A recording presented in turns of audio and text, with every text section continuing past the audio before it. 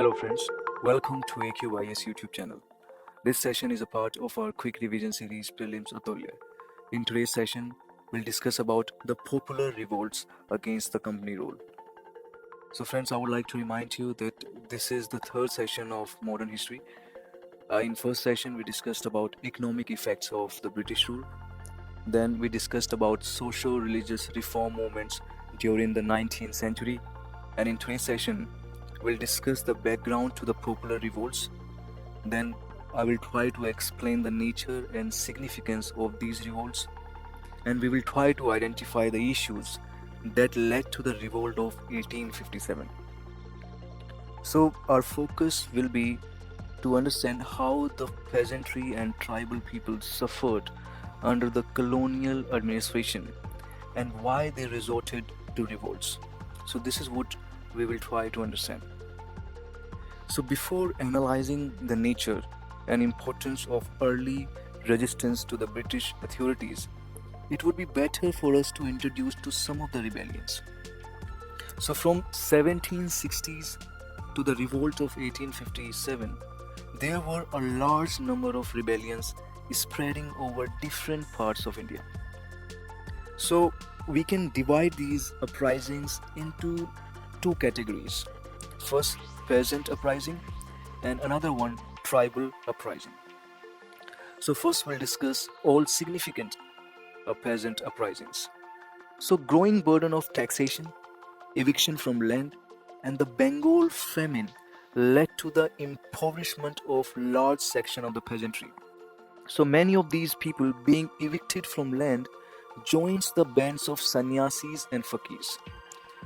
Though they were religious mendicants, they used to loot the grain stocks of rich. And these sannyasis, they would often distribute their wealth among the poor, and they established their own government. However, these people could not sustain their struggle for long in the face of strong repressive measures of the British rulers. Here you must know about Bankim Chandra Chatterjee's novel Anand Mat. So this novel was written on Sannyasi rebellion. So just remember, this is very important for your prelims. Now peasants of Rangpur and Dinajpur, these are two districts of Bengal. So these farmers were aggrieved by tyranny of revenue contractors. So when the British officials failed to protect the peasants, the farmers took the law in their own hands. So they attacked the local storehouses, government offices, and these rebels formed their own government, and they stopped paying revenues to the company agents. So this rebellion, it was in 1783, but these rebels were finally forced to surrender before the company officials. Now let's talk about the situation in South India. So in South India, situation was in no way different. So landlords and displaced cultivators, they raised the banner of revolt. So the polygarchs of Tamil Nadu, these polygarchs revolted against the colonial rule in the late 18th and the early 19th century. Here the revolt of Mappilas of Malabar was most significant. So these Mappilas, majority of them were cultivating tenants or fishermen. So the British conquest of Malabar and the introduction of British Land Revenue Administration enraged these Mappilas. So over-assessment of revenue, illegal taxes, eviction from land, and change in land ownership caused growing discontentment among these farmers. So they rose in revolt against the British and the landlords. However, these Mappilas were suppressed later by the colonial rulers. Now let's try to know what was going on in northern India. So in northern India, Jats of western UP and Haryana revolted in 1824. And in western India, Maharashtra was a common center of uprising, and Gujarat also witnessed the revolt of Kolis. Okay. Now we'll try to have a little idea about tribal uprisings. So establishment of colonial rule also affected the tribal people. So, living outside the boundary of the mainstream population, these tribals lived in their own world. So, these people were being governed by their own traditions, by their own customs. Now, colonial government extended their authority to the tribal lands, and tribals were subjected to various repressive measures. So, tribals resented the entry of colonial administration into their land. So, what happened later that British administration they curbed the authority of tribal chiefs. Now, this led to tribal leaders to revolt against the British rule. So, their target of attack were all the outsiders and British rulers. But these uprisings met with the same fate, and these uprisings were also suppressed by the British. Now, we'll try to know about the Munda rebellion. Now, Mundas were a prominent tribe in the Bihar region, and the leadership to this rebellion was provided by Birsa Munda. Now, Birsa declared himself a divine messenger to drive away the British, and he established Munda rule in the region. Now, under his influence, Mundas strongly opposed non-tribals occupying tribal lands, and he urged Munda cultivators not to pay rent to jamidars.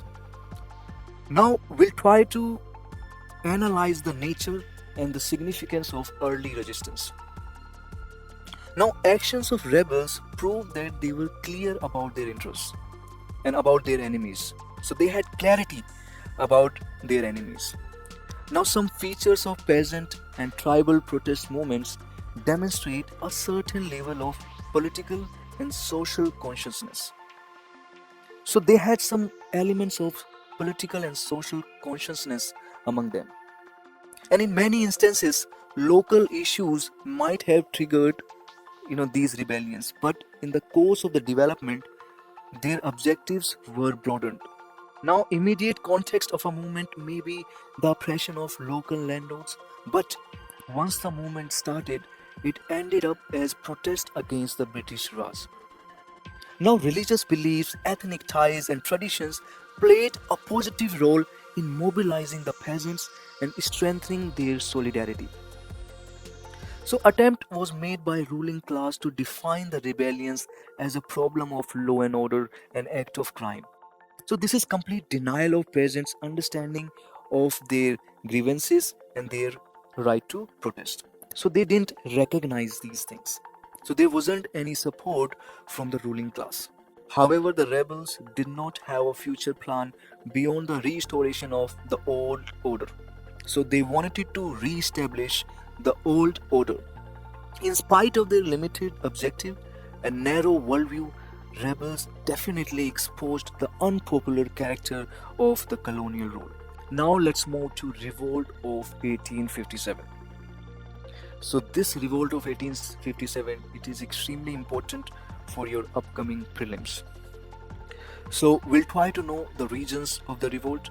Then we will also try to analyze the nature of this revolt, and in the last, we'll try to know the significance of this revolt. So this revolt broke out on 10th May in Meerut when sepoys revolted and started marching towards Delhi. So the revolt started by the sepoys very soon spread to other sections of the society. So why did this happen? Let me tell you. The British government, by introducing changes in the land revenue system, they introduced changes in the administrative structure, so they made their rule unacceptable to the majority of local population. And then Lord Dalhousie's policy of annexation, his policy of doctrine of lapse, and annexation of Awadh created widespread discontentment among the local people in the region. Okay, so these changes introduced by the British in India had significant consequences, and in fact, if I use the word disastrous, then it won't be an exaggeration. So all these had disastrous consequences on the cultivators and the growing revenue demands compelled talukdars and other chiefs to sell their land. So these were economic grievances. But at the social level, there was a strong reaction in the local society. So, being guided by the philosophy of racial superiority, a section of the British officials was engaged in modernizing and civilizing India. And people were apprehensive of the social legislation introduced by the British, particularly the abolition of sati and the widow remarriage. So these had a negative effect on the common people.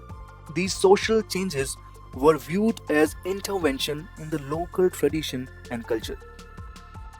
Now, the sepoys, they had their own reasons for resentment. Sepoys were unhappy for low pay. They faced racial discrimination in matters of promotion, pension, and terms of service. So these were some major reasons of the revolt. Now, what were the causes of the failure of revolt? So this is what we will try to understand. Now, in spite of popular participation in the revolt of 1857, the rebels were ultimately forced to surrender before the British. So the reasons for the failure of the rebels were that they had limited supply of arms, there was a lack of communication, there was the lack of centralized leadership, and the British, on the other hand, had sufficient resources and they were equipped with better arms. Moreover, the rebels did not have a clear political agenda. Now let's talk about the significance of the 1857 revolt. Now the British, although they managed to suppress the revolt, but they realized the extent of people's resentment. So the events of 1857 compelled the British to re-examine their policy towards India. Therefore, they adopted a strategy to check the future incidents of such a revolt. So in order to win back the confidence of local princes, the British made a declaration that they would no longer